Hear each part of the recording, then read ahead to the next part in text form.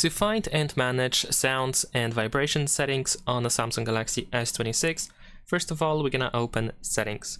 Now here in the settings, we should be able to find sounds and vibration in here. And now at the top, first we have the selection of different sound modes. We can use the regular sound mode with all sounds and vibrations enabled. We can also set it to vibrate, so you mute the sound but vibration is still on, and you can completely mute your phone. And also you can temporarily enable the mute mode, and if you want to set it only for like a couple of hours, then it's of course completely possible. Now in here below we have the ringtone selection, so you can add a ringtone or set up the ringtone actually on your phone. You can also use this plus button in order to add a custom one. Here we can also change the notification sound.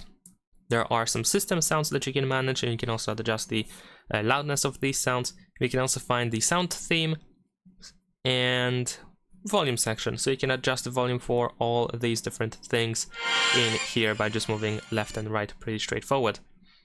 And then we have a vibration section, so we can adjust the call vibration.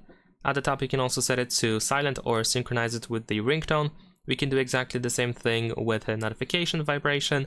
We can also find some system vibration options in here, and we can adjust the vibration intensity for calls, notifications, system sounds, I guess, or system triggers, and media. Also, we can enable vibration sound for incoming calls. We can also find the sound quality and effects, where you can find the Dolby Atmos over here. You can tap on the option on the Dolby Atmos in order to find some additional profiles.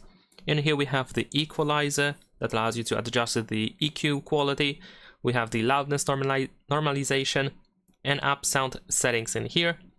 Besides that, we have the adapt sound, of course. You can turn it on if you need to use it, of course, and the UHQ upscaler, which is available if you wear proper headphones that support this feature, I suppose. And that is pretty much all we can do in the case of the sound and vibration on this phone. Leave a like and subscribe.